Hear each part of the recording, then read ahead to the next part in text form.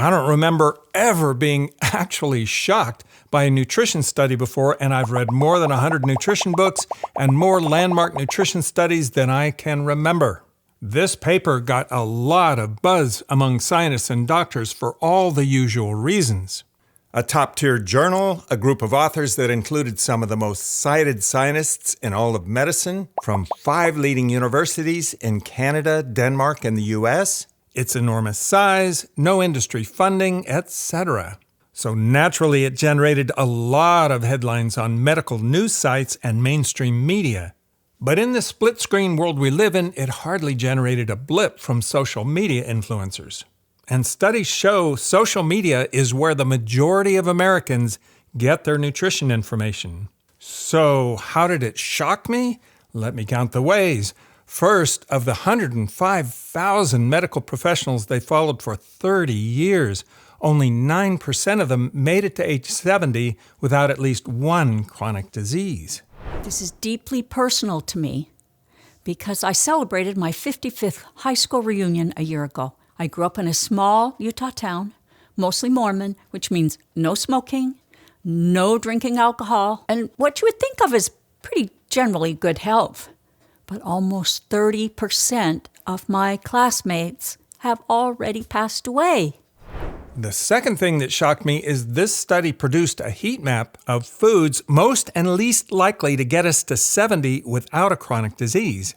And way down at the bottom, deep in the red zone, were meats. Below sodium, sugary drinks, and desserts. What?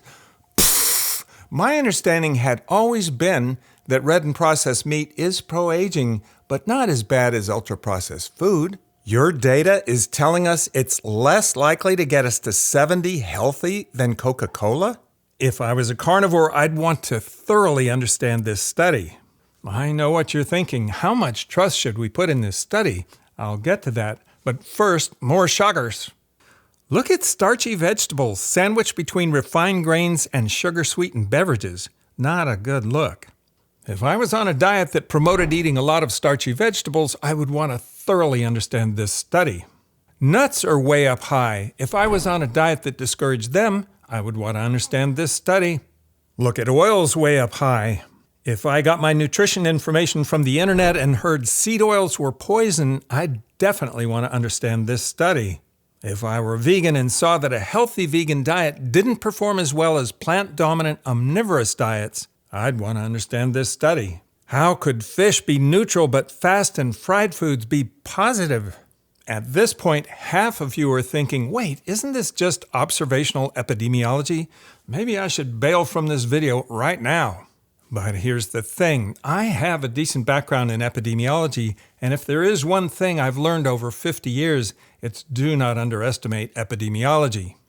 Gary Taubes made that mistake when he wrote a popular science article in 1995, casting doubt on epidemiologists' claims that sun lamps increase the risk of melanoma, alcohol increases the risk of breast cancer, radon in wells as a risk for cancer, plus dozens of other claims.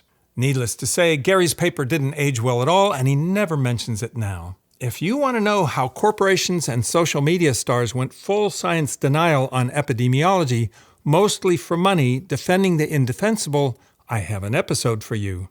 In the meantime, the authors of this paper are hardly on social media, and I've never seen a social media star interview an epidemiologist or even know anything about epidemiology. Well, actually, there is one epidemiologist with 700,000 followers on Instagram, Tim Spector. Here's how you know he's good. So we're going to run through a few items. We'd like you to answer whether you think they are essential or overrated. Kale. Overrated. Dark chocolate. Essential. Any epidemiologist who ranks dark chocolate high is clearly a genius. And clearly it's a serious flaw in the paper we're talking about now that there's no row in the heat map for dark chocolate. I fixed it for them. I think one of the reasons Tim is so popular on Instagram is he knows not to talk about epidemiology on Instagram.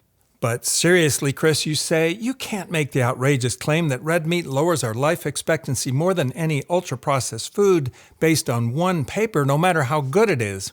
And you would be right about that. So I give you the recent papers from Lars Fodnes from University of Bergen, who collaborates with researchers in Australia and the UK and publishes in top journals. They calculate how many extra years of life you gain with changes to your diet. They've tapped into really big databases in different countries, and they found the changes depend on both your country's average diet and your age. In the UK, you can get up to 10 more years of life with simple dietary changes, even more in the US. They made a very pretty chart that shows the younger you are when you start eating healthy, after the disaster your diet probably was as a teen, the more years you get to live. I spent hours struggling to understand this chart, so I simplified it for you. The top 3 lines show how many years you gain if you add roughly 250 more calories of beans, whole grains, or nuts. Reducing red and processed meat consumption by the same amount of calories also makes a big difference in life expectancy. Reducing sugar-sweetened drinks and refined grains also helps a lot, but not as much as reducing meat. This obviously depends on your weight, your activity level, and the diet you're probably eating in the country you live. So they built a calculator so you can get as detailed as you want. I'll link it in the description. They have sliders to change the amount of grams for the big food groups.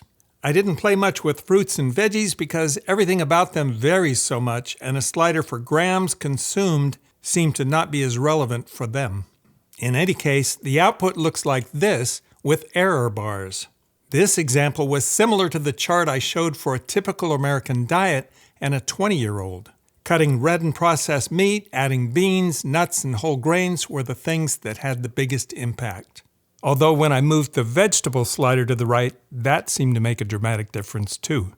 Note the estimates varied widely for some foods like legumes, but not much at all for red and processed meat. Those were consistently bad. So why do so few people know about this? I think it's because the story from virtually everyone who wrote articles about these papers was what we've heard 1,000 times before. Eat your fruits and veggies, kids, and stop with the soda. They often mention eating less red meat, but I haven't heard anyone mention that it's worse than soda or donuts. My heart skipped a beat when Eric Topol, who is a solid cardiologist and researcher with a solid new book, Superagers, wrote a Substack for the Dietary Patterns of Healthy Aging paper this video is based on. But he told the same basic story as the media did without calling out meat for keeping company with sodium and trans fat at the very bottom of the heat map. But he pushed my buttons by saying your mileage may vary, kids, because this study was based on observational data. After working in environmental epidemiology, where we rarely have data sets as big, long, and carefully collected as the Harvard study this paper is based on, I want to run out on the street and scream when I hear somebody say long-term observational studies are weak sauce when they don't fully understand them. All companies whose profits were threatened by epidemiology have tried to discredit it and the scientists behind it with the most expensive lawyers, and they've lost in court. The beef industry is fighting it with a huge, expensive disinformation campaign that includes a big budget to pay popular influencers under the table. Dr. Topol was positive about this study in his Substack, but had some specific criticisms about epidemiology. One was, medical research is best when there's a specific prospective hypothesis being tested, not when a large data set is being extrapolated for a question thought up along the way. That is not how long-term observational studies usually work. They're best when you measure everything you can for as many people as you can for as long as you can, like the Framingham study has done for more than 75 years. I visited the Framingham campus and interviewed their scientists about that very thing. This paper is based largely on the Harvard nurses cohort, and I asked an actual epidemiologist about this. One of the big questions that the nurses' health study was able to answer was trans fat with long-term heart disease. And it was certainly not designed to answer that question. But this is sort of one of the big advantages of existing cohorts. You can go back and as new hypotheses emerge, if you can in some way have measured that exposure, which they were able to do because they had all this diet data, Now you could look at a new exposure with existing data and already, 10 and then 20, 30 years of follow-up. And so the signal between consumers of high trans fat versus low trans fat, and we're only talking the difference between a couple of grams per day. It's like 5 grams versus, 2 or 3 grams. It's amazing. Yeah, the risk of heart disease was so much higher. That was replicated in a number of other cohorts. True confession, when I was reading Dr. Topol's book on aging, I would wince a little when he wrote about epidemiology. And I wished he had a co-author who was an epidemiologist who was involved in long-term studies. In my opinion, it was a blemish on an otherwise good book. In my fantasies, I wished that everyone who wrote a book on human health that touched on nutrition would read a book on nutritional epidemiology first. The most respected one was written by Walter Willett, who was a pivotal figure in uncovering the health harms of trans fats and getting them banned. He's the most cited scientist in the world and a co-author of this paper. And I think if they're going to write a Substack on a landmark paper like this critiquing the epidemiology, and they're not epidemiologists, they should talk to one of the authors. Hey, punk. You've been flapping your lips about this paper and popping off about Dr. Topol not talking to an author of the paper, but I haven't seen you do it. Well, hi, Fenglei. Good to meet you hi. in person at last. Yeah. So tell me about your background. Okay. So currently I'm a research associate in the Department of Nutrition at Harvard T.H. Chan School of Public Health. And I graduated here in 2021 and got my PhD degree in nutritional epidemiology. I was promoted to research associate last year. Dr. Fenglei is the second author of this paper. The first author, Anne Julie Tessier, is on maternity leave. So let's ask Fenglei the hard questions that shocked me from this paper. Epidemiology is very quantitative, so there is a number for just about everything, exactly the opposite of the emotional anecdotes that fuel the internet. If you read a textbook like this one from Tim Lash, you find out quickly you need a master's degree in statistics to follow along. And that is why I recommend this one from Walter Willett, because you can understand it without the math. I did want to understand some numbers, like how they scored different dietary patterns without having you run into the street screaming about math. And Fenglei obliged. I'll be back on the other side of this interview with my wrap-up. Did you get your undergraduate degree in China? Or? Oh yeah, I got my undergraduate degree and also master's degree in China about food science. And now here I came to study nutrition. Did you have to learn a lot of statistics as part of your nutritional epidemiology? Yeah, of course, yeah. And I also have a master's degree of biostatistics here. How did this team come together? 8 scientists from 5 universities across 3 countries? That seems like a wildly diverse team. How did that come together? That's a very great observation when reading this paper. So the nutrition department at our school has trained many nutrition researchers.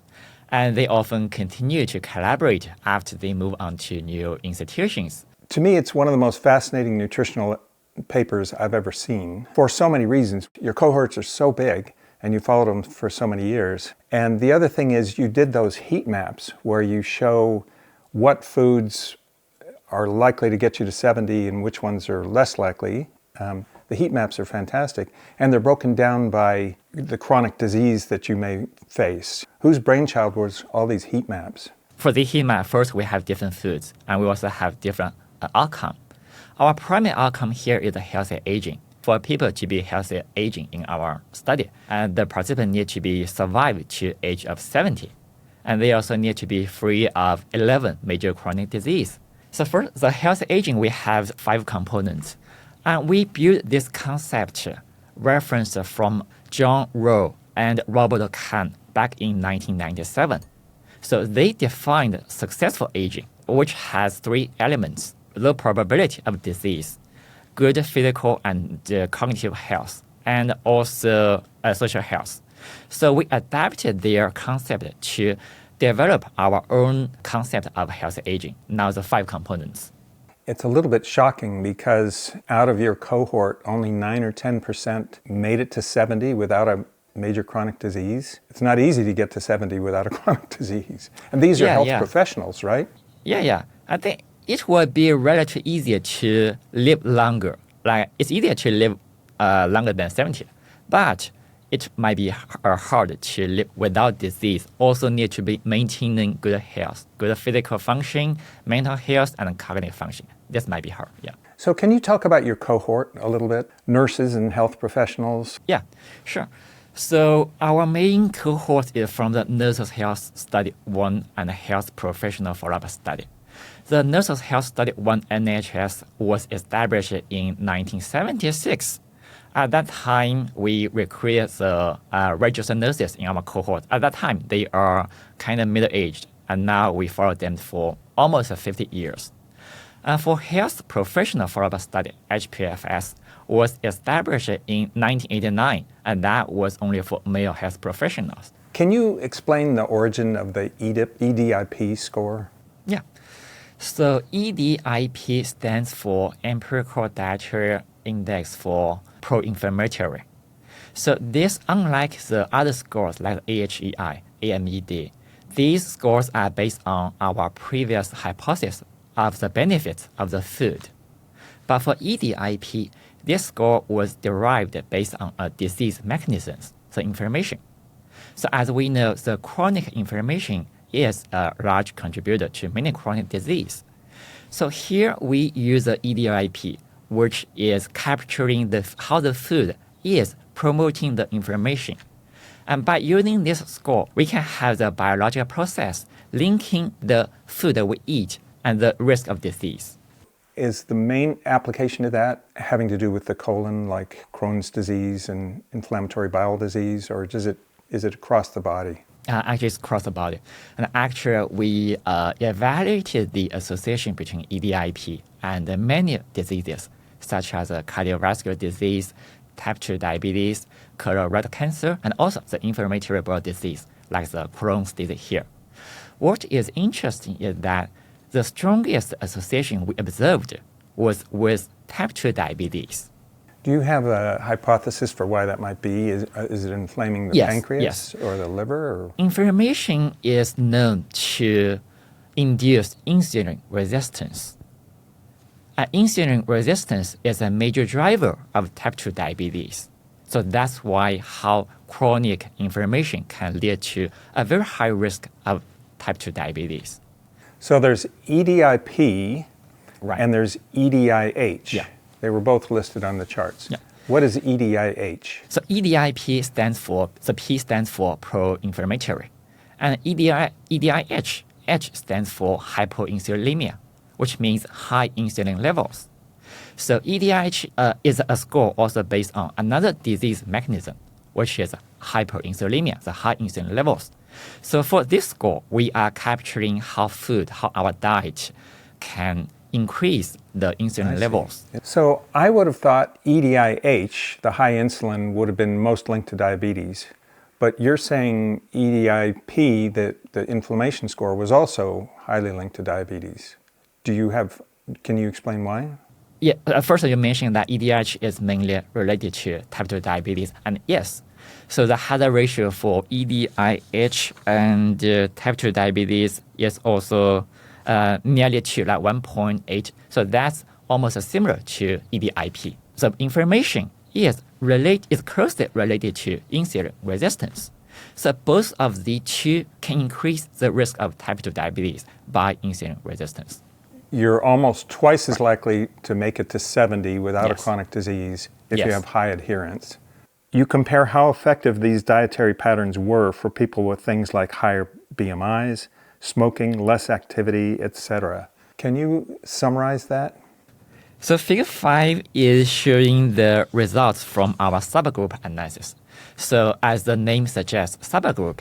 So here we would like to see whether the association between diet and healthy aging was different among people with different characteristics. For example, if the association were different among people with a higher versus lower BMI. Looking at this figure, so first we can see that the association between the dietary pattern and healthy aging, they are in the same direction, and they are all statistically significant.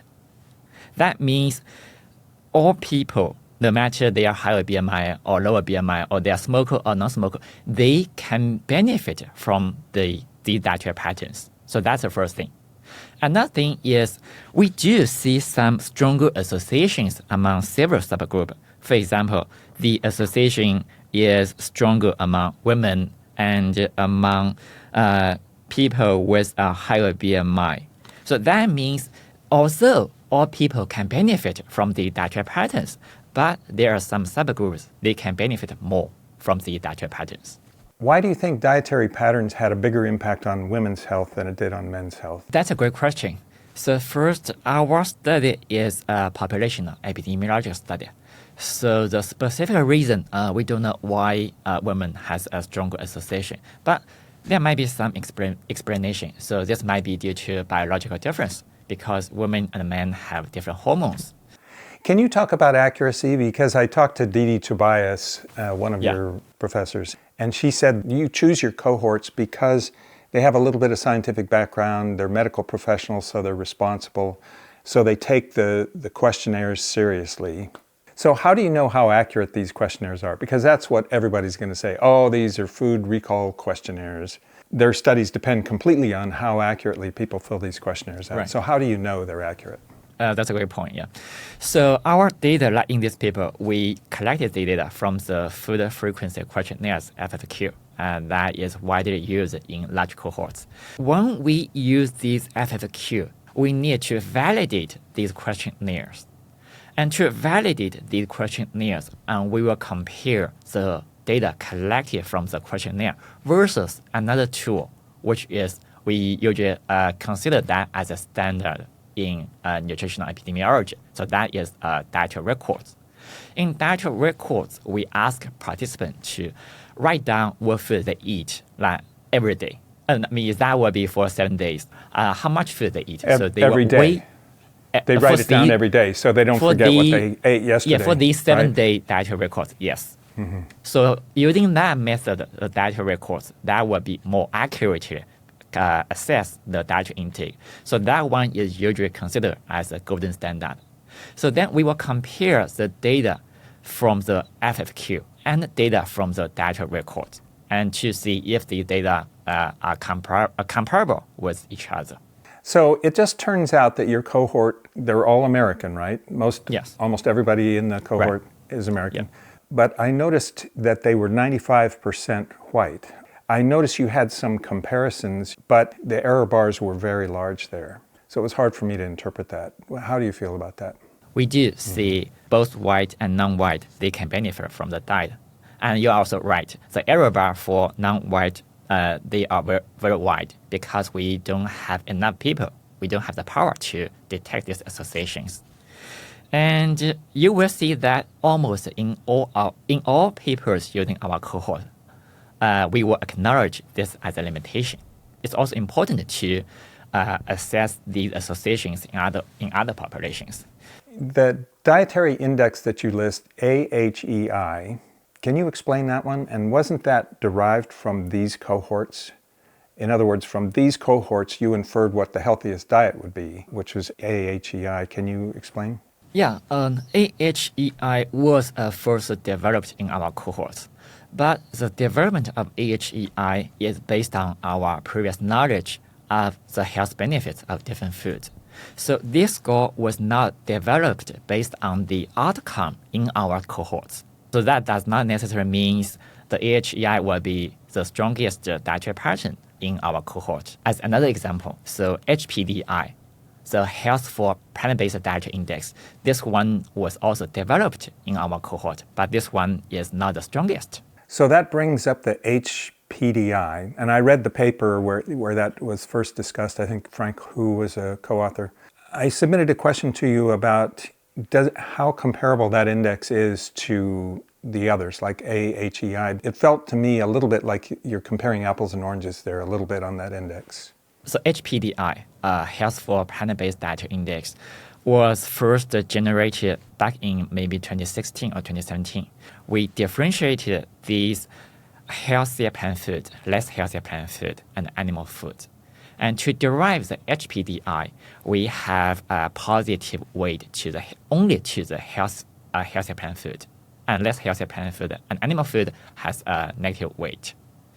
So you are right. The difference between the HPDI and other dietary index like the AHEI or AMED, the only difference might be the fish intake and also low-fat dairy intake. So the two components might be different.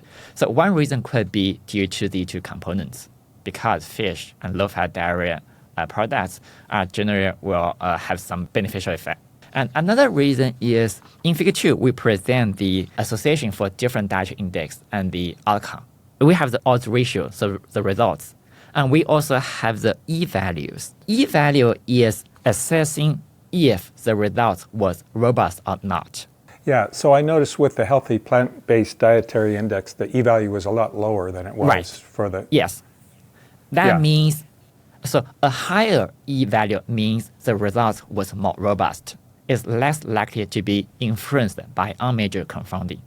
And a lower E-value means this might not be robust as robust as other dietary index. And HPDI do have a lower E-value. So that might be another reason. Yeah. Because I saw that. Yeah. Because AHEI and AMED, they only have 10-ish of food or nutrient component, but HPDI has 18 food groups. So this might be this might have more unmeasured confounding on these different foods. So I am very focused on this because my first career was in earth science, and we earth scientists tend to go 100% plant-based because we can see exactly what's going on with our world and we can see through all the crazy talk. But we do ask ourselves, is eating 100% plant-based the healthiest option compared to eating a little bit of salmon and sardines, for example? I've looked hard at other cohorts who involved healthy plant-based eaters like the Adventists. Their data is clear that 100% plant-based eaters have better metrics in their lifetimes. But the leader of those studies, Gary Fraser, mentioned that A, they have a healthy user bias, and B, they don't live quite as long as healthy Adventist pescatarians.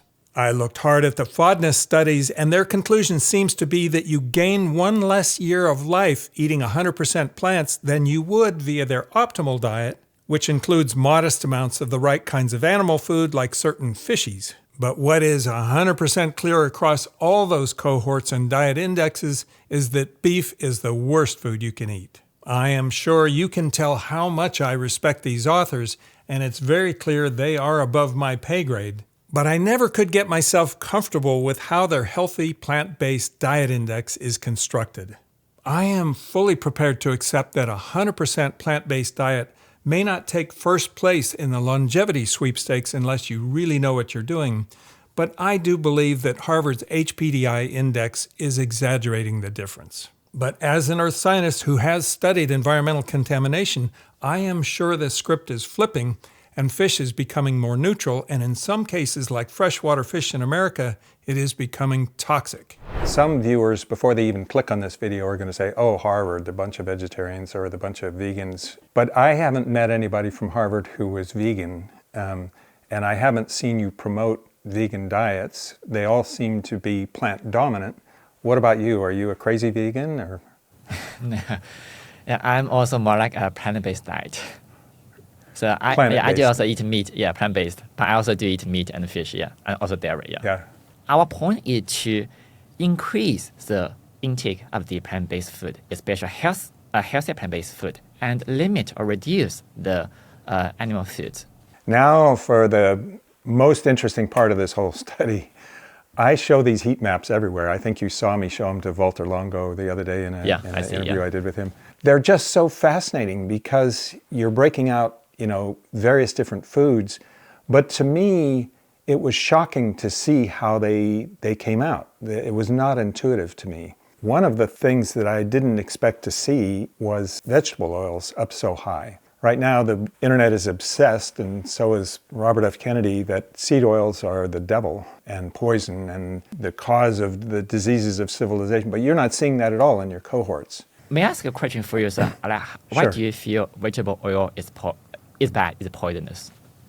Well, for two reasons. It isn't that I feel that way, but I've always been suspicious that they weren't going to be that healthy because they're refined food. You're extracting the fiber and the protein from it So it's just fat. And it feels like, wow, no fiber, no protein, and it's refined. For people on the internet, they say, oh, well, canola oil, it's extracted from the canola seed using hexane, which is a solvent. That can't be good. But they do warm it up and the hexane is gone. I mean, it's not like when you fill your gas up at the gas station, your car up with gas at the gas station, you're breathing a lot of hexane. Then your exposure is way higher at the gas station. Nobody worries about that. To the people on the internet who say you're heating these oils to high temperature, that can't be healthy either. For your first point, vegetable oil is just fat. In nutritional epidemiology, when we consider an association for food, we need also to consider when we increase the intake of that food, what we are reducing the intake of that food. So total consumption for food is generally consistent for people.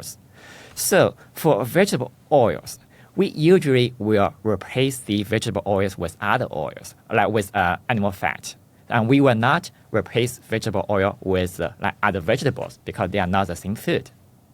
And in that point, vegetable oil will be better than the animal fat, like the butter or other animal fat is better. For vegetable oil, they are usually high in unsaturated fat. The unsaturated fat is usually considered healthier fats because they were able to lower the bad LDL cholesterol. And for your second point, like some chemical compounds in the vegetable oils. As you mentioned, some people are concerned about the canola oil. And canola oil is from the rapeseed, which might be high in erucic acid. Erucic acid has some harmful effects to the human beings. But it's crucial to note that the canola oil on the market, these are usually already undergone processing to reduce the erucic acid levels to a standard. So these, we don't need to concern too much about that. So to take another example, starchy vegetables are way down in the reds, both white potatoes, and you had a category for starchy vegetables. Can you explain that?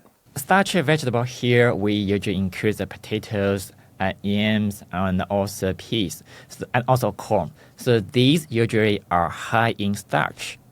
So starch is a refined carbohydrate, and we do have studies showing that refined carbohydrate has bad associations with the outcome. So that was the one reason why starchy vegetables is not as healthy as other vegetables. In 2024 or maybe 2023, we published a paper on different carbohydrate foods, and in that paper, we differentiated non-starchy vegetables and the starchy vegetables, and we do see that a higher intake of starchy vegetables is more likely to induce weight gain. So you mentioned corn and peas in there. What about sweet potatoes and purple potatoes? Are they different than white potatoes? Can you differentiate that with your cohort? Do your FFQs differentiate those or not? Yeah, that's a great point. So in our cohort, we did not differentiate the purple potato with the white potatoes. Yeah. I think that would be interesting to look at the specific potatoes because the purple potato might have some beneficial lysophile phytochemicals like the anthocyanidins, yes. What about sweet potatoes, orange sweet potatoes? Orange sweet potatoes, we did not differentiate with other potatoes. We assessed the intake of sweet potato with, I think, with yams. As I recall, dairy was, low-fat dairy anyway, was in the green, a little bit of dairy. And that wasn't intuitive to me either because you're drinking cow's milk, another species milk, into adulthood. Logically you would think, no. But on your heat maps, it showed it as being healthy, low-fat dairy anyway. Can you talk about that a little bit? So first, dairy product is a good food. It's a rich source of protein and also a source of vitamin D and calcium. Vitamin D and calcium is very important for bone health. And protein, we don't need to mention that. Protein is also essential. When we talk about dairy, we need to consider two things. One is still what foods we are swiping. So as I mentioned earlier, that the total amount of food that we eat is generally consistent. If we are swiping dairy with less healthy food, for example, the sugar-sweetened beverage, in that case, high-fat dairy and sugar-sweetened beverage might not be that difference. And if we are swiping dairy with like healthier foods like the nuts, we would prefer not to have a high-fat dairy. And another thing we need to pay attention to is the amount of dairy, amount of milk we take. If we only take like one serving per day, so that's a relatively low amount of dairy intake, then I think we don't need to worry too much about low fat or high fat. But if we will have like more than 3 servings per day, then it will be important to choose a low fat dairy, because the fat in dairy is mainly the saturated fat, and saturated fat is generally considered not healthy. Like taking me as an example, so my dairy consumption is like generally 1 serving per day, or maybe sometimes less than 1 serving per day. So usually I do not consider if I need to drink low fat dairy. So I still drink high fat dairy. So, but if people already have a high intake, then that matters. So one of the questions that's raised is, since 95% of your cohort is characterized as of Northern European descent, and Northern Europeans are generally more tolerant of lactose than dairy than the rest of the world population, do you think dairy would not have landed as high on the list if we did this study in China or Africa? As you mentioned that the European don't have the lactose intolerance, so they tend to have a relatively higher intake of dairy products, right? So then, when they have this high intake of dairy products, it might be important for them to differentiate like low fat and high fat. But in Asian countries, their dairy intake might be low, so the place of the dairy product might be different for the 2 different populations. So the biggest shocker to me in all of this was where meats landed, red meat. So right down in the dark reds at the very bottom of your list is not a good place to be. It's down with trans fat and sodium. And anybody who has a question about sodium, that's way down there. But even sodium wasn't as bad as meat was. I did not see that coming because I thought Coca-Cola would be worse. It isn't that I thought red meat, for example, was very healthy. I knew, there were some health concerns about it. But I didn't think it would land below Coca-Cola and desserts and all the other things that's shown on your heat map. What do you say about that? That's a shocker. So for Coca-Cola or maybe SSB, so primary harmful component might be just added sugar, right? But for total red meat, so there might be multiple components might be driving these harmful associations. So first, like red meat is usually high in saturated fat. And also, when we prepare these, especially for processed meat, that might be high in sodium. Like sodium is, of course, is driver to less healthy outcomes.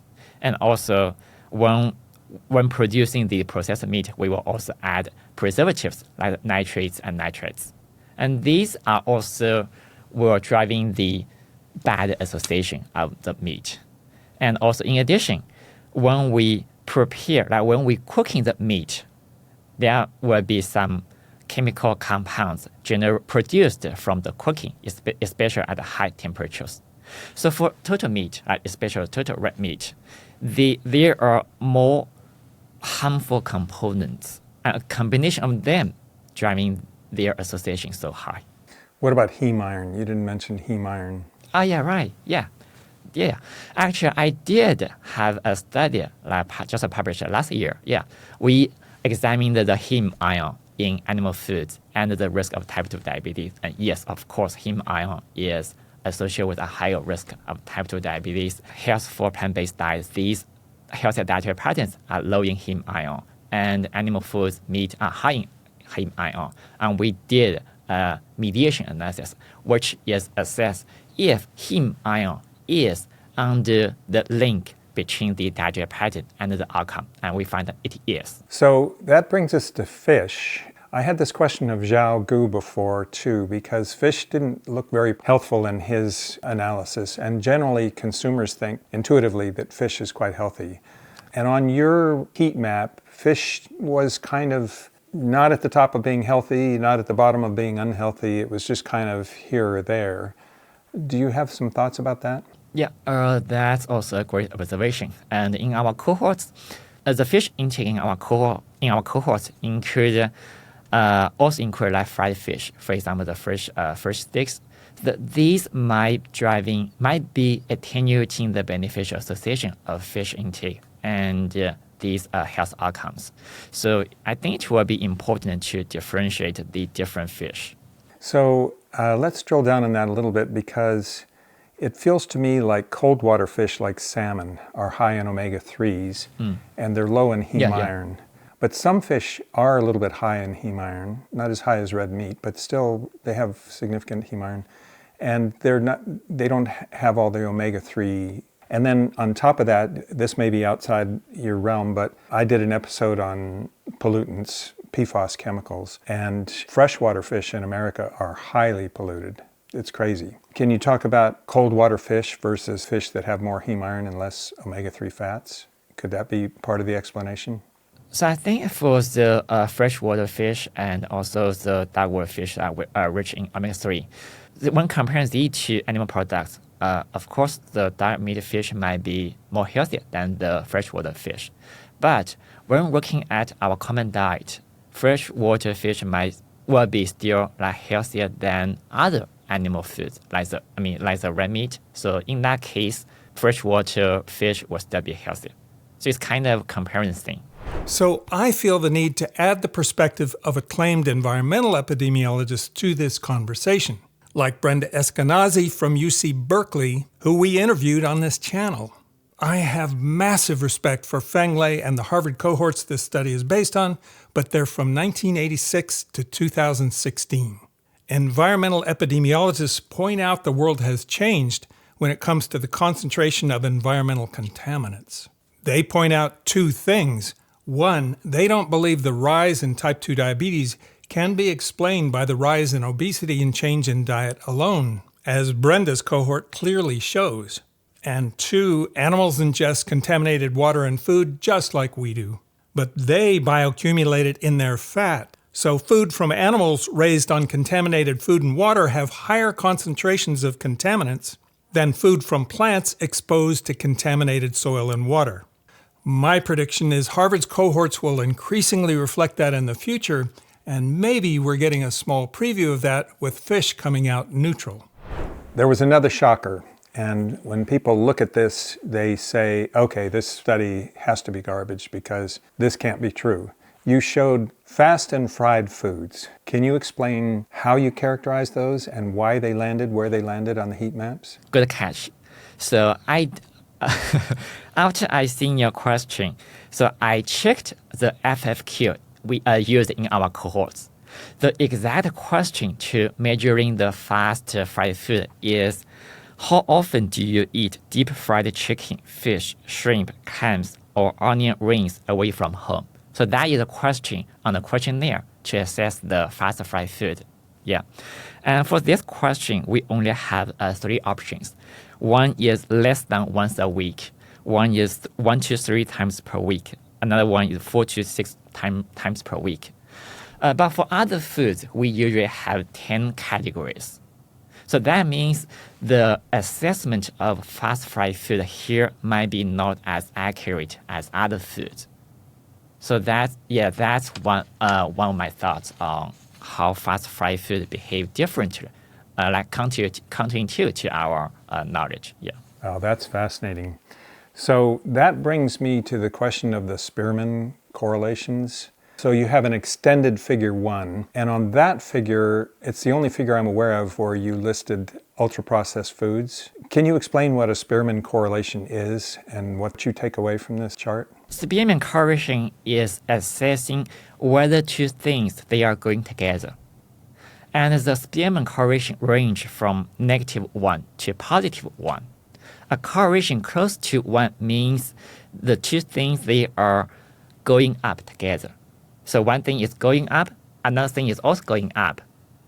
That is close to 1. And a correlation close to -1 means one thing is going up, the other thing is going down. And now we go back to this figure. So this figure is showing the correlation between different dietary patterns. And remember that these dietary patterns are scores. A higher score means higher adherence to this dietary pattern. A lower score means less adherence. From this figure, we can break it into 3 parts. The first part is the 5 column on the left. We can see that these are the correlation between 5 healthier dietary patterns. They generally have a higher correlation.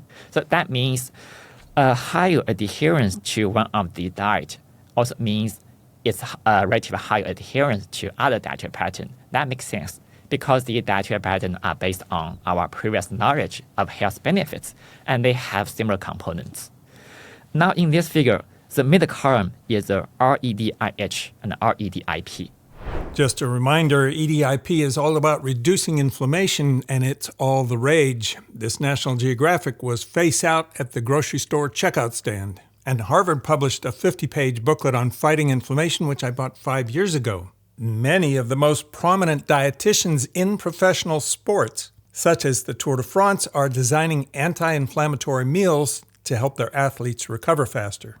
Here's how they weight the most inflammatory foods for EDIP. Red and processed meat were the most inflammatory, followed by soda, refined flour, and starchy vegetables. White meat fish like cod is scored as very slightly inflammatory. Non-white meat fish would be salmon and sardines, for example, and they are scored as anti-inflammatory. EDIH is scoring foods based on how much they raise insulin. And once again, red meat tops the list, but poultry and white meat fish aren't that far behind. Look at EDIH in second place in the Healthy Aging Diet Sweepstakes. The correlation between these 2 dietary patterns, they are relatively high, with a correlation of 0.66, and their correlation with other dietary patterns is lower. And now the last column is the UPF, because UPF is characterized based on their processing degree, and these are usually consistent with the categorization in the healthier dietary patterns, because usually more healthier foods like fruits, vegetables, they are less likely to be processed. So we find these negative correlations between healthier dietary patterns and the UPF. So the take-home message from this correlation figure is that there are similarities between the healthier dietary patterns, and they are different from the UPF. So that is the main message from this figure. In the United States, people are obsessed with protein. And so we eat a lot of protein bars, which to me look ultra-processed, and we eat a lot of protein powders. Do your FFQs capture protein powders at all? We did not assess protein powder in our FFQ because I think this is not like commonly consumed as other foods. Well, it's getting more commonly consumed because recently in the year, yes. America's getting so maybe obsessed we with need them. to update our FFQ, yeah.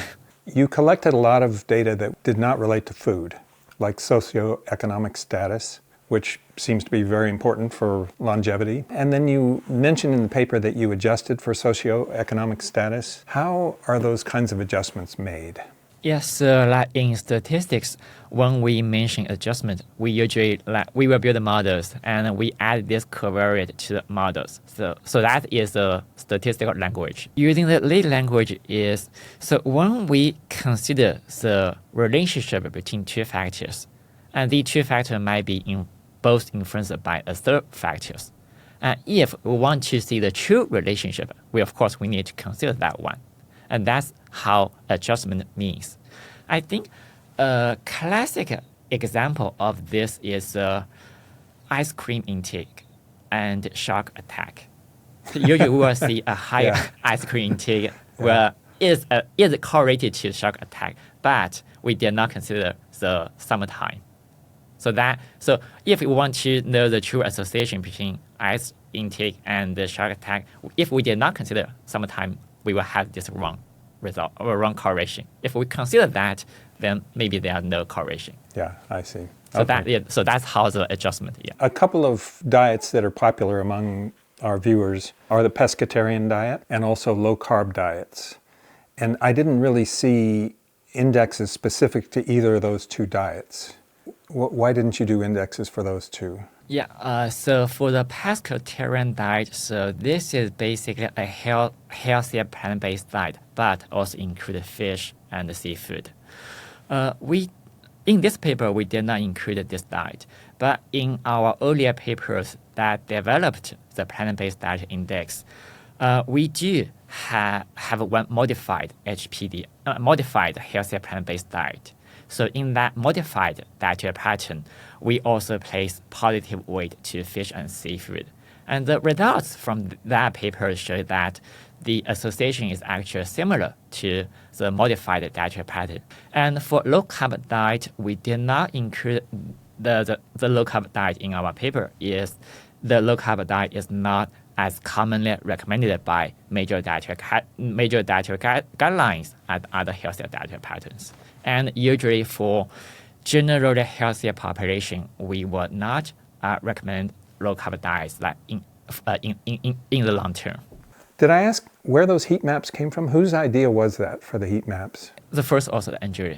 Pass on my regards that I just think those heat maps were genius. A consumer can look at those and see it and understand it at a glance, and they're fascinating, and you can't stop looking at them. Why are fast and fried foods there, and dairy's there, and fish is there, and beans, and it's just so fascinating. Anyway, great to meet you. And thank you. Yeah, thank you for the opportunity to share our paper. Oh, I love the paper. It's one of my favorite papers ever. So why does the internet believe meat is the best food you can eat and oils are the worst? Exactly the opposite of what we just heard. Not long ago, I thought the answer is simple. Epidemiologists haven't entered the chat. That's something I can fix. Just look at where they were involved. Like formulating dietary guidelines for all the healthiest countries in the world. Do you see red meat anywhere on Denmark's new guidelines? How about Switzerland's new guidelines? But I attended a food conference at Stanford with an amazing lineup of speakers, including Frank Hu, an epidemiologist and one of the most cited scientists in all of medicine, who spoke about this paper. Recently, we conducted comparative analysis, 8 different dietary patterns.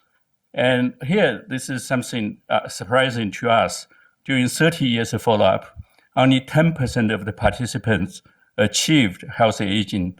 Only 10%. I mean, those are all nurses and health professionals. The conference was free, open to the public. During a break, I was chatting with some of the attendees about why internet influencers didn't attend. Andrew Huberman's office was just a 5-minute walk from the conference. And I heard Peter Attia was in the area for a book promotion. They have no background in epidemiology at all. And what a wonderful opportunity to hear Frank speak and sit beside him at lunch to debate their views. As I was chatting with the group, I noticed them giving side glances to each other and looking down at their feet as if I was their crazy uncle. No one said anything, so I pressed the issue. What? And then one of them said, Chris, you're a YouTuber. You should know they can't repeat anything that Frank Hu says or they'll lose their audiences. They're making millions from their brand deals because red meat is as American as apple pie. But I did notice one popular YouTuber who just graduated from Harvard Medical School also wrote a Substack about this paper. His point is the paper must be wrong because salmon scored about the same as onion rings. If you just watched the interview with Fenglei, you know that salmon is just a piece of the fish and seafood story.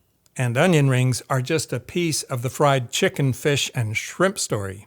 But it made for viral social media content because Nutrition Internet loves a good science is wrong story. So what are my takeaways? First, scientists like Fenglei have the receipts. Even Andrew Huberman, who is a scientist, is hardly a blip in the scientific world anymore and nowhere to be found doing research about anything diet-related. He's mainly schlocking athletic greens on his podcast. Second, I get some comments on my channel from people who ask, Chris, how do you explain all the miraculous stories about people who are healed eating meat only? Yes, those stories abound as they have so many times over so many decades for so many fad elimination diets. But they don't square at all with what doctors are telling me, like my good friend Tomoko Katsumoto, a rheumatologist at Stanford Medicine. She treats joint inflammation, and for a large number of her patients, high-meat diets turned into a nightmare. We just saw with the EDIP diet score that meat is the #1 food for raising inflammation. For people who got sucked into the high meat craze only to be sent to the doc's office, we have some episodes which may help.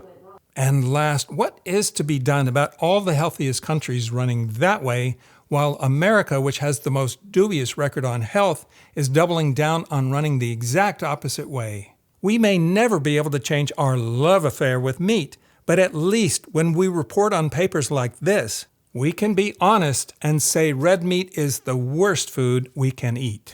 Thank you for watching, and an especial thanks to my neighbors who put up with my screaming. They came running out of their houses thinking I was an exotic bird from the movie Up. Come, beat it! Yeah, this is actually my first kind of formal interview, so thank you.